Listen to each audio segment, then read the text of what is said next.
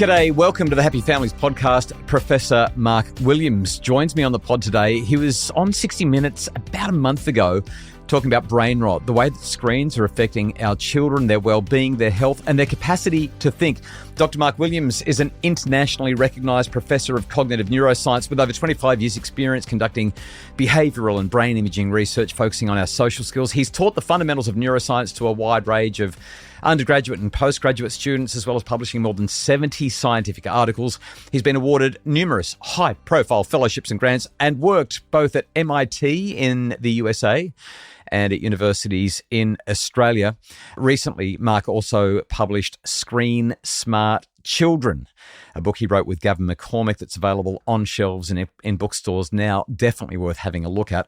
I can't wait to share with you everything Mark has to offer in terms of helping our kids to live safe, healthy lives online. Stay with us. That's next. Hello, welcome to the Happy Families podcast, where you get real parenting solutions every single day. It's Australia's most downloaded parenting podcast. My name's Dr Justin Coulson. I'm a dad to 6 kids, the author of 10 books, maybe 11, with my next one coming out in about 2 months called Boys, Building Strong Young Men from the Inside Out. You can pre-order it now online. I'm going to ask today's guest a little bit about boys and the internet. This guy knows internet. This guy knows how screens are affecting our kids' brains. Dr. Mark Williams, dad of 2, a 16-year-old girl and a 14-year-old boy, on 60 Minutes about a month ago, talking about screens, brain rot, and the neurological impact that too much time staring at a screen can have on our kids. Mark, so good of you to join me. Let's get straight into it. You talk about screens literally rewiring the developing brain. Your new book, Screen Smart Children, is about that. You talk about abnormal white matter development, which I definitely want you to go deeper on. You talk about changes to the corpus callosum. A lot of people might not have even heard those two words together or on their own either. For the parent who's going, oh my goodness, what is actually going on here? Like, a lot of parents will just say, I don't want to know because none of this makes sense. But it does sound alarming, but it's a bit abstract. What does this mean in the day-to-day behavior of children? What's the observable signal that something neurological is going wrong when kids are on screens too much? Yeah, that's a great question, Justin, but a very difficult one to answer in a short amount of time. But we're seeing a whole raft of issues as a result of the devices. And what we need to remember, well, there's 2 things we need to remember. One is that our brains haven't changed in the last 35,000 years. And so they're still the same brains that developed back when we were hunter-gatherers, when we were spending lots of time together in groups, and we were helping each other, and we were collaborating with each other, and we were empathizing with each other. And we were spending a lot of time grooming each other and just hanging out together. And now all of a sudden we have these devices. And let's be honest, these are amazing technology, but they're being designed in a way which is really distracting for us and isn't optimal for that brain that we actually have at the moment. And we need to change that. We need to make it more optimal for our current brains so that we can all thrive and so our kids can thrive. And so what they're doing is they're basically just distracting us constantly from what we actually need to be doing, rather than, putting us in situations that will actually benefit us. And that's really bad for our kids, because our kids' brains are developing and they need to develop in a positive way. And unfortunately, because they're doing lots of things that are impacting their brains negatively, that's having really negative impacts on that development. Mark, the quote from Edward Wilson, the real problem of humanity, he said, is the following: we have Paleolithic emotions, medieval institutions, and godlike technology, and it is terrifically dangerous, and it is now approaching a point of crisis overall. So let's talk about specifically the abnormal white matter development. This is the bit that, white matter and grey matter. Can you just talk a little bit about what's going on with the developing brain and kids staring at screens when it comes to white matter and grey matter? Oh, and also, what are white matter and grey matter, and why do they matter? So the white matter tracks are basically, I like to think of them as the big highways in your city, which connect all the suburbs together and make it easy to get from one suburb to another, unless you live in Sydney, of course. But they're basically those big tracks that connect all the different areas of the brain together and connect the left hemisphere with the right hemisphere. And lots of parents have probably had the experience when kids were really young. They would take them to different preschool events where they'd get them to do things like crawl with both arms or do things with both sides of their bodies, because they're trying to develop those white matter tracks to connect the left hemisphere and the right hemisphere together and get those connections working really well. And we know now, and there's about 10 studies now showing that kids who are given devices or are on screens at an early age have abnormal development of those white matter tracks. They're not forming in the right way, and they're not as thick as they actually need to be, which means that the different areas of the brain can't communicate with each other as well, which means you have a whole bunch of other things going on later on in life. The grey matter is the outer surface of the brain, and that's where all the information is stored. So that's where, when you learn something, or when you learn to write or read or all those things, all that information is stored out there in the grey matter areas. And we're also seeing changes in those areas as well later on in life, so during teen years and in early adulthood, when people are using devices a lot. Right. Okay. One of the things that really bothers me, concerns me, troubles me is the number of parents who say, oh, well, it doesn't really matter because my child is using educational apps. You've made the point that gamified learning apps, I can hear you laughing already, exploit, the intermittent and interval reinforcement, the same way that poker machines do. It's a pretty confronting claim. I haven't found any evidence yet, by the way, that any educational app is actually educational.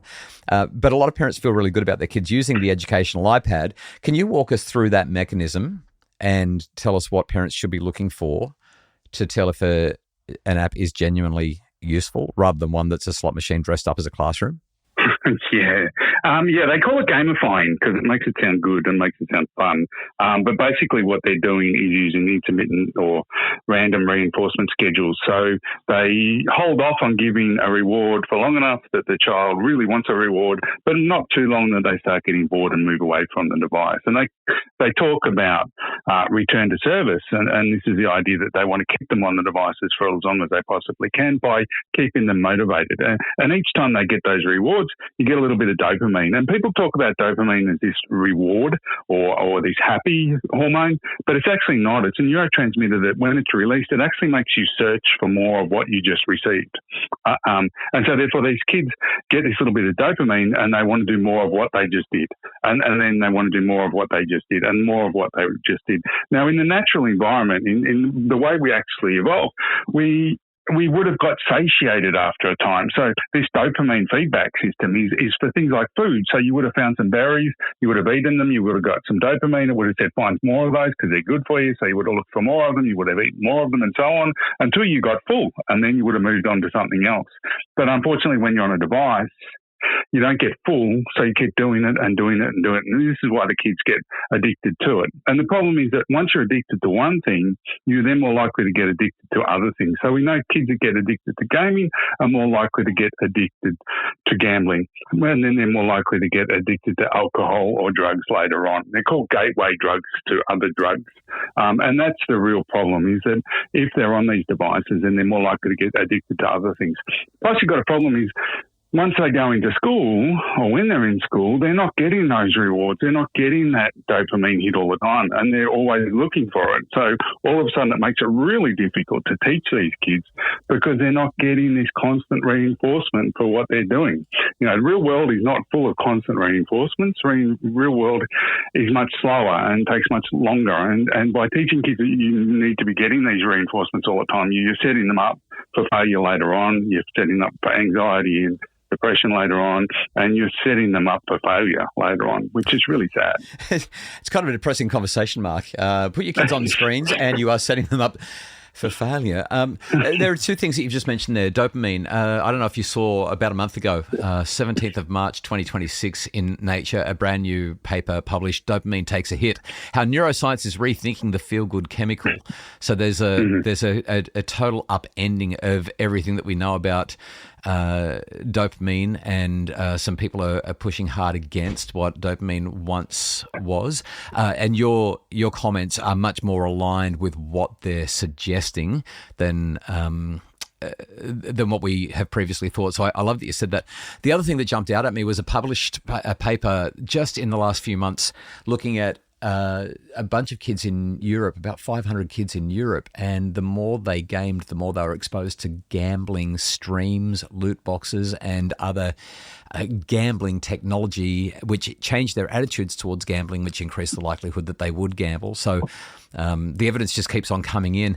Hey, Mark, after the break, I'm going to hit you with a lightning round. I've got 5 yes/no questions that are going to intentionally put you in a bit of a tight spot. And I just want to get a yes or a no, because sometimes parents just want to know, what do I do? Do I do this or do I do that? Full stop, end of story.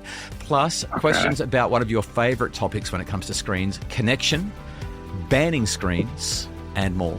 Stay with us.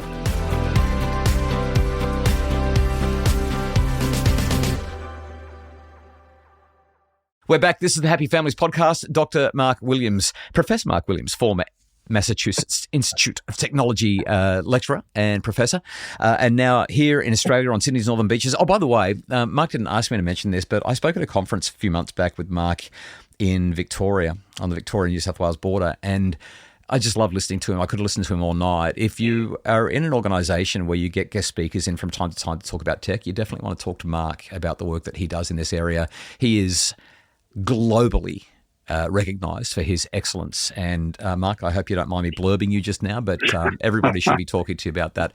Hey, let me hit you with these lightning round questions. Just yes or no. Should kids under 2 have 0 screen time? Yes. Is an hour of gaming genuinely more harmful to the brain than an hour of passive YouTube? Oh, it's a yes, but I wish I could do a caveat to it, but yes. So I'm going to jump in here with a quick caveat. Colleagues Wayne Warburton and Brad Marshall at Macquarie University recently published a paper looking at the impact of gaming, and they found that if you do have internet gaming disorder, the impacts are significantly greater than having smartphone overuse or using social media. Gaming is certainly not the benign thing that some people have claimed it has been over the years. There are some serious challenges there. One of those being the gambling stuff that we talked about previously. Next one. Does the content kids watch matter as much as the amount of time they spend watching? Yes, but that's to a limit. So once you get past a certain amount of time, it doesn't matter. What is that time? It depends on the age, which makes it difficult for a yes or no answer as well. But I would say 0 up until they go to school. Once they're in primary school, I would say no more than half an hour a day. And then once they're in high school, no more than an hour. Yeah, great. And I always just hammer the content piece, because there are so many kids that are doing so much stuff online that is so unhealthy and seeing so much awful content. I really worry about the content sometimes, as you said, more than the amount of time, unless the amount of time is egregious, colossal. Number 4, should smartphones be banned from primary schools entirely, and smart devices? Like, do kids need smart devices in primary school? Absolutely banned. Ban them. Is there such a thing then as this is a follow-up question, this is not a lightning round question, this is a follow-up. Is there such a thing as a truly educational screen activity for under 10s, under 12s? I haven't seen one. Okay. And I've looked a lot. Okay. Here's my last one. Can a teenager's brain recover from years of heavy screen use if they change their habits? Yes. We hope. Right. Well, this is such an interesting conversation. I mean, I love lightning rounds because they force us to confront really hard things. And I know that there's so many, but and caveats all over the place with these conversations. But when you're a parent, you just want answers now. Those are answers that you can go and do something with, and I really appreciate it. Okay, Mark, I need to honour the time that you've given me, and you are very much a man in demand. Let me just ask you 2 more questions that I think so many parents are struggling with. The first one is this. Your whole frame as a neuroscientist, and I was so impressed with it when I went through your Screen Smart Children book. So much of what you talk about is built around the social brain, the idea that human brains evolved fundamentally for connection. So when screens displace face-to-face time, can you describe what gets lost neurologically? Yeah, that's a great question, and I'm glad we got an opportunity to talk about that, because what you've got to realize is when you're online, you do get dopamine, but as I talked about before, dopamine doesn't actually make you feel happy. It just makes you search for more of what you just got, which is why you feel pretty, lousy afterwards. when we're actually face to face, lots of things happen. So one of them is we touch each other. And when I talk about touching, I often get lots of giggles. But, appropriately, we touch each other. And in all societies, we have some way of doing that appropriately, such as, here in Australia, we shake hands. In Europe, they'll kiss each other on the cheeks. And even the Inuits, because they're fully covered, they'll rub noses. And the reason we do that is that you activate C fibers in the skin, which activate the touch, and then that activates oxytocin in your brain, which makes you feel more connected to the person who just touched you and makes you feel more open to actually have a good relationship with them. You don't get that when you're online. You also don't get the body language that you can see when you're actually face to face. And when we actually mimic each other's body language, which we do automatically through what we call mirror neuron system, we get serotonin released and other really good endorphins, which again make us feel good and make us feel more connected to the person that we're actually interacting with. And then you've got the prosody of the voice, which gives the emotional content of the conversation. You've got the facial expressions, and it goes on and on. There's all these myriad of neurotransmitters and endorphins that are released when you're face to face, which make you feel really good about actually interacting with people, and they make you feel good for a long time afterwards. When you're online, you don't get any of those. It's a really abnormal release of just dopamine and nothing else. And so therefore you get this hit of dopamine, and then you're searching for more of that, you don't get it, and then you feel lousy. If you don't just keep doing what you're doing, then you waste hours and hours of your life. So that's a big difference between the two, and that's why we need to be doing things face to face. Hearing you say that reminds me of a study that I talked about here on the podcast a couple of years ago. It was a 2022 study published in Neuroimage, and the researchers there found that live face-to-face mother-child interaction produced 9 significant neural connections, while when they were talking over a video screen, like having a FaceTime call, there was only 1 significant neural connection, like literally 9 times the neural connections when you're having a face-to-face conversation versus a screen-based conversation. Wow, that's amazing. That's so many of those studies out there, and so important for us as humans to actually be doing that. And it's also been shown, right, the Harvard study, which has been going on for 75 years, has shown that the number one way to actually increase your lifespan by 10 years, decrease mental health issues, increase cardiovascular system so you get healthier and you don't have heart attacks, and increase your IQ, is just to sit down with someone you trust on a regular basis and chat with them, right? And we're doing far less of that today than we ever have in the past, which is very, very sad. Can I ask you one question? Is that all right? Am I allowed to throw this back on you? Get you working as well? I have a 14-year-old son, which I mentioned before, and I just watched a documentary which scared the bejeebies out of me. Inside the Manosphere, Louis Theroux. Yes, I was just going to say it. And I wanted to ask you, what do we do? I mean, I'm very careful with him, and he plays basketball and does... He's a surf lifesaver. He won, awards for surf lifesaving, and he's a great kid. But it still scares me that something's going to happen. And what would your advice be around the whole manosphere problem? So, I really appreciate the question. First of all, it sounds like you do not have a son who is struggling to thrive. Like this is not a failure to launch situation with a 14-year-old boy who's involved in so many activities. And I think that's one of the central things that helps boys to thrive is they do things with meaning and purpose. They're active. They're with their peers. They're pushing themselves. They're doing hard things. They're taking risks. All of these things are associated with healthy living, whether it's masculinity or otherwise. It's just healthy living to be with people outside living life large. So I hear that and I just think, yes. My interest is more related to the whole screen stuff and the intersection of what you're doing with how your son's health and well-being would be. And I'd be following the stuff that you've talked about from a screen point of view. I really think that if we could remove screens from the lives of our boys, or at least reduce their access to the coarse and degrading content, the content that makes them either feel one up or one down, or has them push others into that alpha/beta zone where they feel like they have to be alpha and everyone else is beta. I just feel like if we could help our boys to stay away from that, then they'd probably grow into great kids, good role models. But all the stuff that you talk about is right at the very core of it. Screens are in the heart of the parenting context now. And that question, I don't know if that's satisfying or helpful for you. But that question leads... It's positive. It's positive for me. Yeah. It's good news for you. That leads very much into where I was just going to take the conversation to wrap up. And that is that you In Screen Smart Children, you deliberately don't advocate for total bans, which is a much harder sell than saying just throw the iPad in the bin.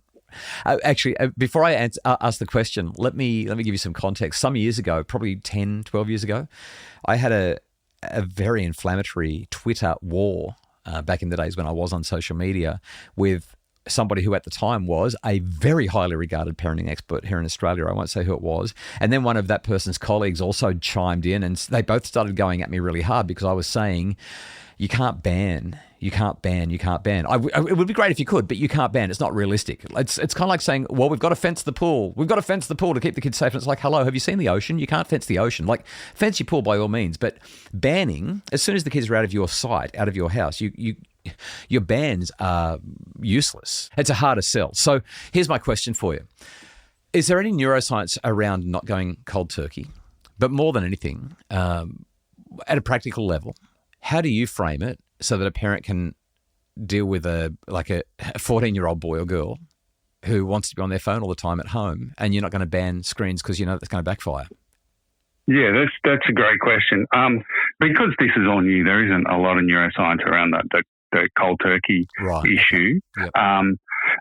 With me, I mean, the thing I use, my son does gaming, but what I do, which is why I said there was a caveat there, is he plays the NBA game on his device, and it's not hooked up to the internet, so he's just playing against himself, and it ends, right? He plays a game and then it ends and it moves on, and I have a little trick of making sure that he's not getting addicted to it by just every now and then when he's playing, I'll say, do you want me to drive you down to the courts and you actually have, find a pickup game, which he loves doing. And the day that he turns around and says, no, I'd rather play the video game, is the day I know I've got a problem because he should enjoy actually going down to the course and playing the real game rather than playing the video game. And so that's the sort of little trick that I use anyway to know that I don't have a problem with him at this stage. And if I ever do, then I would sit down and talk to him about it and say, why is it that you'd prefer to do this and actually do it for real? And how can we move forward from this, because the devices are everywhere, right? You walk into a cafe and there's a big bloody screen on the wall, right, screaming at you. We need to teach the kids how to use them properly, but we also need to safeguard them when they're younger from all of the evils that are out there. And we also need their brains to develop in a way where what they want to do is go out and socialise. What they want to do is go out and spend time with their friends. What they want to do is sit down and chat to somebody rather than be on the device. So it's a difficult balance, and it's not easy, but I think parents just need to realise that by doing the hard stuff when the kids are young, it's much easier when they're older. Whereas if you do the easy thing when they're young and just hand over the iPad because they'll be entertained, it's going to be a hell of a lot way harder when they're older. And I know that I volunteer for the Digital Detox Program for Kokoda Foundation. And when you see those teenagers who have serious problems, you're like, yeah, I'm going to do the hard stuff when they're young, and I'm going to make sure this doesn't happen. Yeah, I feel like I'm right in the trenches. Listen to you say that. So our just turned 12-year-old is into me almost every day. Can I please have an iPad? Can I please have an iPad? And as it is, she borrows our phone and she borrows our computer, but at least we've got a level of control over this. We've got some boundaries, but I'll tell you what, this kid, if she had an iPad, we'd lose her, and got to do the hard stuff now to make it easier later. So love what you've said. Could listen to you all day. Could talk for hours. I feel like we've literally barely scratched the surface, and these questions that I've asked you, I have about 30 more on every single question that I've asked. There's so much to talk about here. Mark, it's a delight to spend time with you. You're so generous in chatting and sharing your knowledge, and I really appreciate that. Thank you for making time to be on the Happy Families podcast today. Thank you, Justin. Thanks for having me, and good luck with the book. It's so needed at the moment. Yeah, thank you so much. Mark Williams, Professor Mark Williams, you can find him online. Just Google Professor Mark Williams, drmarkwilliams.com. His new book, Screen Smart Children, definitely worth a look. Oh, I blurbed the cover, by the way. My name is on the front cover because I thought it was definitely something that everyone should get a hold of. And if you'd like more info about him, you'll find him online. We'll link to all of that in the show notes. The Happy Families podcast is produced by Justin Rulon from Bridge Media. Mim Hammonds provides our additional support. And for more to make your family happier, visit happyfamilies.com.au.